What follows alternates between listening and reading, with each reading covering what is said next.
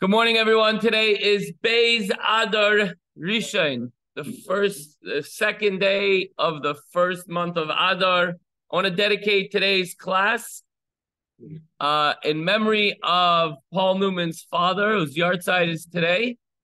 Paul's father is Moshe ben David. He's the Neshama Shel Aliyah. And guys, it's obviously no coincidence that Tanya is going to teach us about how to increase our joy, methods of joy despite sadness that may creep in, and how to keep any negative feelings at bay. Yesterday was the beginning of chapter 27. I'm sorry, yesterday was chapter 26 on Shabbos, and we learned that when something seemingly negative takes place, Hashem only does good. So somehow it's good, but we don't always recognize how it's good and why it's good and what the meaning is of it. But Gamzu L'Taiva, and we talked about numerous examples of something that happened that was bad, at least from our perspective, but later on we found out that because the person wasn't able to make their flight, their life was saved, or like the famous story of Gamzu L'Taiva, the candle was blown out, and the rooster was caught by the wild cat, and the lion got the donkey, and ultimately the whole situation was really a positive experience. So you have to, you had to be here. Obviously, it was a great shiur and experience yesterday on a beautiful Shabbos, Rosh Chodesh Adar. We sang Hallel, and we celebrated the beginning of the most joyous month, a double dose of joy this year. And now the Alter Rebbe continues in chapter 27, further counsel in overcoming sadness or depression of any kind and maintaining constant joy in one's divine service. I have a very special story, a personal story I'm going to share with you, but I want to first get into the meat and potatoes, and then I'm going to sprinkle a little extra seasoning on top with a personal story that just happened last night. And so you're about to see. In today's lesson, and also I just want to say, it's very good to see you, Larry. Larry Stone is here. And to all the chevra that are here today, it was an absolutely beautiful minyan. For whatever reason, I can't exactly put my finger on it, but Sundays sometimes is a little bit slower till we get our full 10. Today was a very robust, beautiful, delicious minyan, and we're very excited. And this is a great way to start off this month of joy, being able to start with a wonderful minyan. So as you settle in, as you finish wrapping your tefillin and you sit down, Charlie, we're on page 84 in the Chayenu. Today, battling sinful thoughts should not sadden you, should not depress you. Why? Because these moments provide opportunities for perseverance and victory over one's evil impulses, which is a mitzvah like any other. Sometimes you think about things that you know what, I messed up, and you start to get really miserable. Why did I say that to him? If I would have done it differently, it could have been so much better and easier. If I would have just showed up on time, maybe I would have gotten the job, or maybe, that's already maybe not a sin. But sometimes you do have charata on something that you did between you and Hashem. Nobody else knows about it. And you're in the middle of davening Shemona Esrei, and a sadness comes over you, like, I know better. I shouldn't have done that. And you get miserable. Alter Rebbe says, don't feel bad about it. It's a growth opportunity. It's an opportunity to go to the next level. And this alone, this concept and this thought should bring you great joy. The previous chapter, the Baal Tanya states that sadness hinders one's service of Hashem in general and his battle with the Yetzer Hara in particular, right? So one of the examples that Alter Rebbe gave in the last chapter is if somebody is fighting somebody in real life, let's say you're wrestling with somebody, God forbid you're walking down the street and somebody jumps you. He may be bigger and stronger, but if you have more energy and if you're more enthusiastic, and the other person, although stronger, taller, bigger, but is sluggish and lazy, you will be able to overcome and win. Or let's say in a boxing match or an MMA fight or whatever.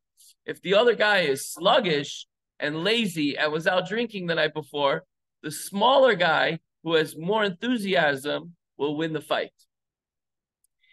So what happens? The Yetzer Hara comes to battle you, and he tries to get you down, and he tries to creep into your mind. Push the snooze button again. Why are you getting so excited? If davening doesn't go well today, it'll go good tomorrow. What do you have to get so excited? There's 60 days of Chodesh Adar. Every day we have to find a reason to increase in joy. So maybe I can't find it today, I'll find it tomorrow. No. Don't push off tomorrow. The theme of our Farbrengen this Shabbos was how and what can we do to increase in joy? Because as a Yid, by the way, make sure your mute button is on, okay? I know. Just I don't know. It's technology. Just be careful.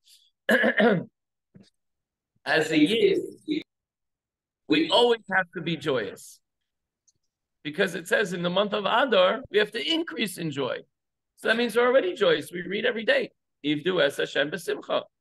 Right after Baruch Shamar in that small paragraph. So we have to increase in joy, and it has to go up step by step every single day of the month of Adar. Obviously and Purim is the reason why Adar is so special and so happy, as a happy month, but this year we have two. So the theme on Shabbos by the Farbrengen was, what can we do to increase in joy? We need practical tips. So everybody came up with different ideas. Ultimately, Simcha Shel Mitzvah. One person gave a great example of when you help others, it brings you great joy. So you constantly have to be looking for ways to help other people. These are great suggestions. Learning Torah is one of the highest forms of joy you could ever imagine, even higher than listening to beautiful music or tasting something delicious or seeing something like a nice, beautiful sunset or a rainbow in the sky. But understanding a piece of Torah, says our sages, that is one of the highest forms of physical enjoyment. And we try to tap into how do we get spiritual enjoyment by tapping into our soul, because our soul is connected to God. So the soul is on a higher level even than Torah because it's connected to the essence of Hashem. But I don't know if that's so tangible or so easy. So we're going to try to stick to things that we could actually do physically. So he therefore discusses means of overcoming sadness caused by material concerns and anxiety over one's sins. And again, I don't want to rehash every single thing that we said about Farbrengen, but we shared a story of Alter Rebbe who sent someone to Reb Zusha, and Reb Zusha was supposed to answer this guy of how he could overcome sadness and challenges of physical nature. And Reb Zusha says, why'd you send? And meanwhile, Reb Zusha is living in a broken down shack with no food on the table and really just horrible situation. And he says to his guest, I don't know why the Alter Rebbe sent you to me. I have no problems. I'm perfectly happy. And by that answer alone, he realized, Adam, can you move your bag? Because Larry is being blocked a little bit. Thank you. Oh, so much better. Now I see you better, Larry. So Reb Zusha basically imparted this concept to his visitor, to his guest, that even with the challenges and difficulties, these should not be problems. These are just tests of Hashem. These are just another way to get closer to Hashem through the physical challenges that we're facing. V'im perek chav zayin. V'im ha'atzvos einei midagas avonos ela mirhurim roim v'tayvos rois shenoiflim machshavtoi. If, however, his sadness does not stem from anxiety over sins that he's committed, but from the fact that sinful thoughts and desires enter his mind. So we're not worried about actual sins that he committed, but the fact that the sinful thoughts enter your mind, let's say during your time of davening, because we just finished davening, but it could be any time during the day. That should cause a person sadness. I'm a Torah observant Jew. I have good intentions. I thought I was doing the right thing. And suddenly a sinful thought came to my mind. This is really worrying me to the point that I'm getting upset and sad and angry and frustrated. So what should he do then? If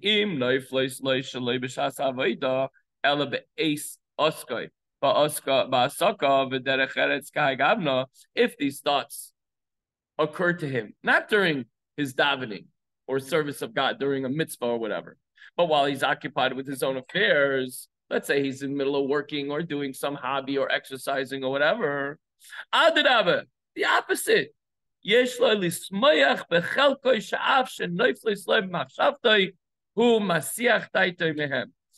be happy. Why? For although these sinful thoughts did come into his mind, now he has an opportunity to avert his attention from them. This reminds me of a story that this person came to the Rebbe, and I'm going to paraphrase the story because it's not maybe the finest details and most accurate, but you'll get the idea. Someone came to the Lubavitcher Rebbe and said, I'm dating this non-Jewish girl and I don't know what to do. And so the Rebbe said to him along these lines, I envy you. What? The person thought he didn't hear correctly. What do you mean you envy me that I'm dating a non-Jewish girl? And the Rebbe said, I was never tested in a way that you are being tested. So you have a great opportunity to let her go and let her go out with somebody else, and you'll find a nice Jewish girl. I was never tested. I never had that opportunity to overcome such a challenge. Verstehst? Everyone understand the point? So he was faced with an opportunity to do a particular mitzvah that hopefully many of us won't have to be in that situation. So when a sinful thought enters our mind, instead of being upset about it, say, I have an opportunity to do the mitzvah of sur merah, pushing the bad out, and then I get to do a mitzvah after that. So it's an additional icing on the, it's additional cherry on top of, icing on the cake. So instead of making a person sad, it should make me happy. I have a new opportunity to fight off the Yetzer Hara. Which brings me to another story. I hope I'm not overstepping any bounds here. But last night, my son, kids get into little action. What would you call it? Like that wrestling match we were talking about before, right? So it was the old. I'm not going to be very specific. I don't want to get in too much trouble here, but it was one of the older boys, one of the younger ones, and it was a silly, stupid thing, but it just got out of control in 2 seconds, and it was suddenly it turned real. So I jumped in, and then of course I'm the bad one. Get out of don't get involved.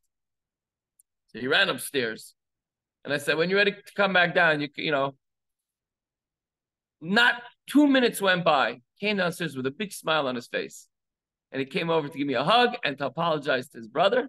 And he said, I remember you taught us last year or 2 years ago that in the month of Adar, the Yetzer Hara comes to attack more so than before. Because in the month of Adar, we're happy and we do things to increase our joy. So the Yetzer Hara is powerless. When a Jew is joyous, he's not going to sin. He's only going to do good, and he's going to continue to go up from there. So the Yetzer Hara goes to God, and he says, it's not fair. I have a job to do. So God says, okay, I'll give you a little bit more energy, a little bit more fuel, some more weaponry, whatever it is. So oftentimes you'll see in the beginning of the month or in the middle of the month when you're supposed to be joyous, you'll notice things that may happen that are trying to push you off your game. And as long as you recognize that it's the Yetzer Hara, you'll put him in his place and you'll straighten things out and you'll stay happy by pushing him aside. So my son tells me, I remember this was the Yetzer Hara coming to try to disturb us as we're entering into the month of Adar. And I said, wow, that's such a beautiful moment for a father to see, the son like hopping like that in a moment. It was silly. It was absolutely silly. There was no build up or there was no, basis for what happened. So it's beautiful. That's exactly what the Tanya is telling us. When something evil enters your mind, you push them away and you say, wait a second. And especially in the month of Adar, we're supposed to be joyous. So we push them away and say, I know you have a job to do, but my job is to push you away. My job is to get rid of that evil thought and those temptations that I have that enter my mind. And they happen, right? So the Kayim Hashanemar, when you do that, you are fulfilling. You're fulfilling the mitzvah of you shall not follow your heart or go after your eyes, which will go astray. So we say this pasuk every day, and if an evil thought or an idea or something visual passes by and I don't avert my eyes, how could I accomplish this instruction that we say in the Shema every single day? So this should bring you great joy. I was just able to fulfill it. A tzaddik can't do that because they don't have those thoughts that enter their mind and these visuals that enter their line of sight. So we do. So we could rejoice in the fact that we're able to overcome them, accomplish this instruction from the Torah. So only when sinful thought enters one mind can we fulfill this commandment. Unbelievable. And a tzaddik cannot do it. Alter Rebbe continues, "V'chein hakosum medaber b'tzadikim likrasam zoinim chas v'shalom." The above verse surely does not speak of tzadikim, referring to them, God forbid, as going astray. Ela b'beinanim, us, the average guy that has these thoughts that enter our mind or gal. Ela b'beinanim ki yotzei bay. Beinanim, in whose mind shenoiflim loy hirhure niuf b'machshavtoi bein beheter v'chulu. Which sometimes these lewd thoughts enter our minds, whether of innocent nature or otherwise. We don't even go into, the other side. Shemesiach daitoi mekayim lav zeh. When a person averts his mind from them, he fulfills this injunction, this instruction from the Torah to avert your mind and avert your eyes. And our sages of blessed memory said, Yoshav v'loi avar aveira noisim leischar ki'ilu asa mitzvah. Our sages say, when one passively refrains from sin, he's rewarded as though he has actively performed the mitzvah.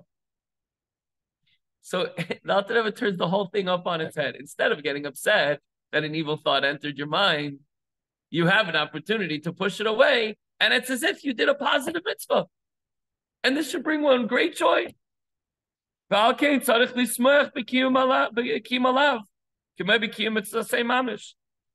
a person should be joyous just as he is actually performing a positive mitzvah. We said before, how could you increase in joy? By being kind to somebody, by helping somebody else, by doing a positive mitzvah. Adam, you put on tefillin this morning. Did that make you feel good? Yes. Exactly. So when we do a mitzvah, we feel good about it. Sometimes it takes a little effort to get to that point, but once we do it, there's no question we feel good about it. We put that coin in the box. We put on the tefillin, we put on the salas, we say the prayers. We feel good. So we push that evil thought out of our mind. It's as if we're doing a positive mitzvah, even though all we're doing is pushing away the negativity that's trying to enter our minds. So thus, not only should the occurrence of these thoughts not upset him, anger him, sadden him, or the like, but it ought to bring him great joy. For only this way is he able to fulfill this particular commandment. And even a tzaddik can never get to such a level. Imagine. The takeaway for today is the toolbox for success in divine service is that every challenge is an opportunity. We have an urge to act immorally instead of being upset. See it as an opportunity to display self-control, and thereby that should bring you great joy in the opportunity to do another mitzvah and to bring Hashem nachas and give yourself joy and continue to increase in joy throughout the month of Adar. And this should be an opportunity. Of course, we don't want that to become an ongoing theme, but when it does, relish that moment because you just did an opportunity, you just did another mitzvah, and we should only grow from this. We should continue to increase in joy. And the more joy we have, the more we change the world and make it a better and brighter place. And hopefully with our collective efforts, we bring Mashiach now, and the whole entire world will be able to celebrate with true joy very, very soon. Amen. How do you like that, guys? That's the way we take a situation and turn it completely on its head. Thank you to the Alter Rebbe, and thanks to all of you for joining our class today.